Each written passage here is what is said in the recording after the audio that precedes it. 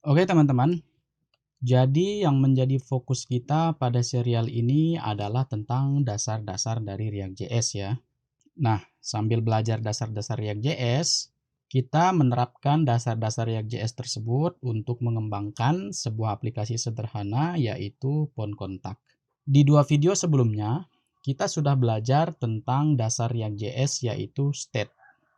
Nah, di video ini kita akan menggunakan state untuk sedikit demi sedikit melengkapi pengembangan aplikasi phone contact kita ya. Namun sebelum itu, kita hapus dulu beberapa code dari video sebelumnya. Di sini karena sudah tidak kita gunakan lagi ya. Nah, di sini kita akan menampilkan daftar kontak. Oleh karena itu, kita akan menampung daftar kontak itu di dalam sebuah state. Jadi kita buat state cons, misalkan nama state-nya contacts. Lalu setter functionnya set contacts sama dengan use state. Nah, karena contacts nanti ada banyak, jadi tipe data yang kita gunakan adalah tipe data array. Selanjutnya di sini agar tidak membuang-buang waktu, saya akan mempastekan daftar kontak yang sudah saya sediakan. Jadi paste seperti ini. Oke. Jadi di sini untuk initial value ada 3 buah kontak, di mana masing-masing kontak memiliki ID, name, dan number. Oke, sekarang kita akan menampilkan kontak ini di dalam template. Nah, untuk menampilkannya tentu saja kita bisa menggunakan hardcode ya. Artinya di sini misal kita membuat 3 buah div, 1, 2, 3, di mana masing-masing div akan menampilkan satu kontak nantinya. Tetapi penulisan hardcode seperti ini tentunya memiliki kelemahan karena di sini kontaks nantinya akan kita set menjadi dinamis ya. Nanti ada penambahan kontak, ada perubahan kontak, dan juga ada penghapusan kontak. Misal, saya akan menambahkan kontak sehingga yang jumlahnya 3 di sini nanti akan menjadi 4 kontak ya. Tentu saya harus merubah template di sini dengan menambahkan satu buah div lagi untuk kontak keempat.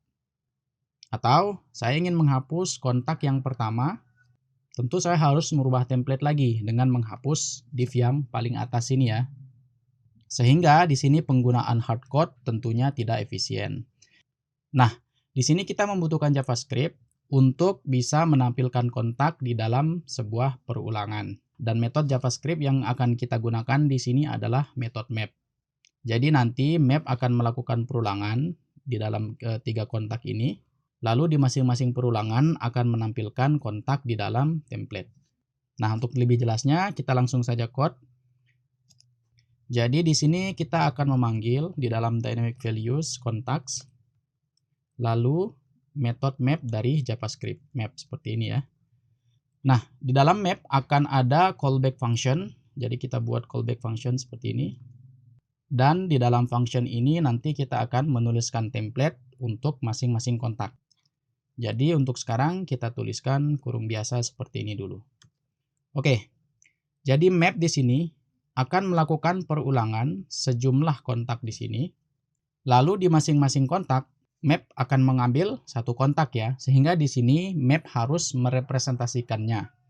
Jadi kita akan membuat representasi dari masing-masing kontak di dalam argumen callback function ini. Misalkan kontak.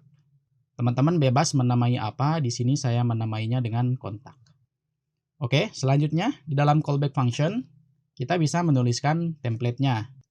Nah, di sini saya menggunakan div dengan kelas name kontak. Lalu di dalam div ada sebuah div lagi dengan kelas name kontak info.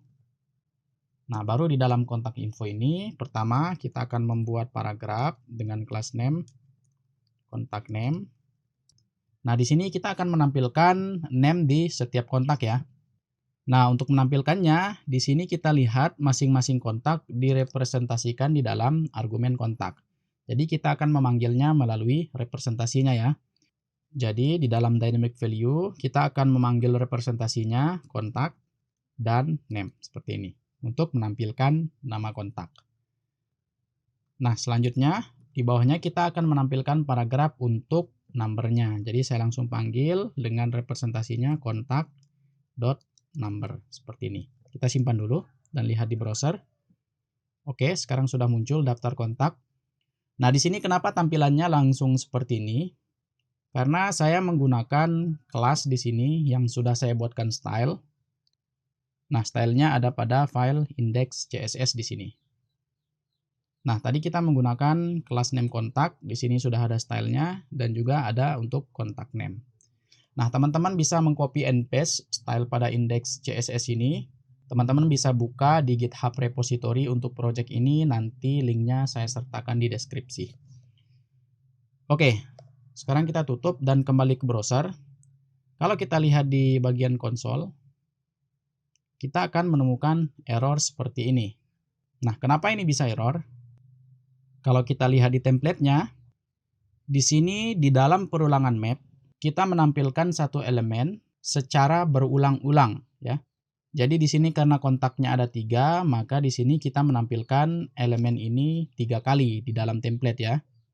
Nah, di React.js, kalau kita menampilkan elemen dalam bentuk list secara berulang-ulang, kita harus memberikan unique di masing-masing elemen nantinya.